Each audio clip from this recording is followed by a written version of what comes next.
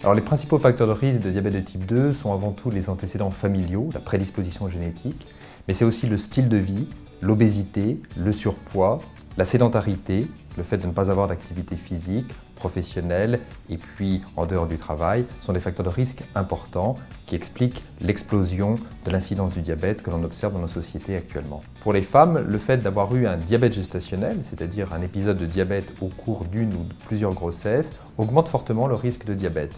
A l'inverse, le fait de garder une activité physique régulière, 2 à 3 fois par semaine, d'avoir un poids normal, un tour de taille également qui ne soit pas excessif, protège contre le risque de diabète.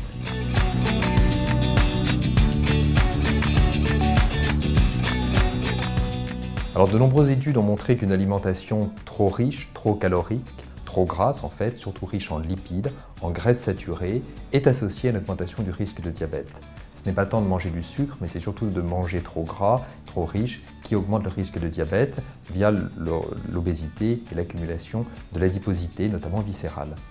Alors, d'autres études ont montré également qu'une consommation de viande importante, de viande dite raffinée, type charcuterie, salaison, est également associée à une augmentation du risque de diabète en population générale. Enfin, il faut citer les boissons sucrées, les sodas, notamment chez les enfants, les adolescents, qui, en grande quantité, sont associés au risque de diabète également.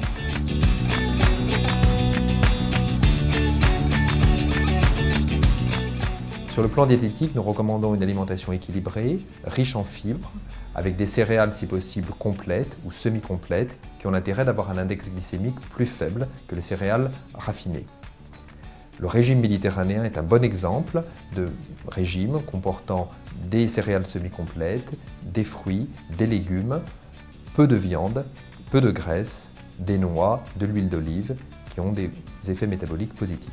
Pour les patients qui ont une appétence particulière pour le goût sucré, pour les boissons sucrées, il peut nous être utile de conseiller de remplacer ces boissons sucrées par des boissons avec édulcorants.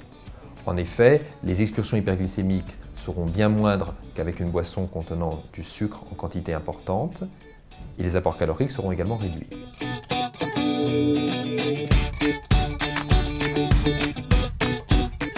Plusieurs études ont analysé l'effet d'édulcorants en prise chronique, notamment l'aspartame, le sucralose, sur l'équilibre glycémique des patients diabétiques de type 2.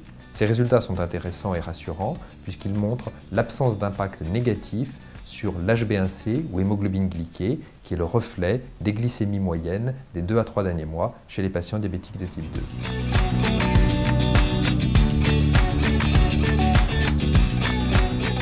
Le sucralose est un édulcorant qui a été beaucoup étudié, pour lequel nous avons de nombreuses études, un recul important, et les données en termes de sécurité d'emploi sont tout à fait satisfaisantes.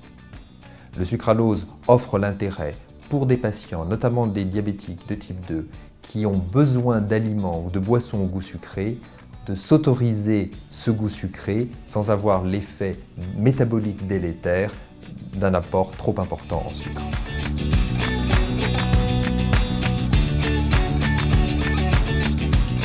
Cette étude est intéressante, mais il faut quand même noter plusieurs points importants. Il y a une partie qui concerne la souris, avec différents édulcorants testés, et notamment la saccharine, qui est un édulcorant très peu utilisé actuellement en raison de son goût très amer. Les auteurs ont pu montrer un effet négatif sur le métabolisme du glucose de la saccharine, mais à très forte dose, très loin de ce qui peut être utilisé en pratique courante. De plus, la partie humaine concernait un effectif très réduit de patients, 7 patients, sur lesquels 4 seulement sur 7 ont eu une petite élévation de la glycémie qui restait dans les limites de la normale. Il y a donc beaucoup de questions soulevées par cet article en lien avec l'altération du microbiote potentiel, mais il faudra d'autres études complémentaires pour valider et aller plus loin dans l'interprétation de ces données.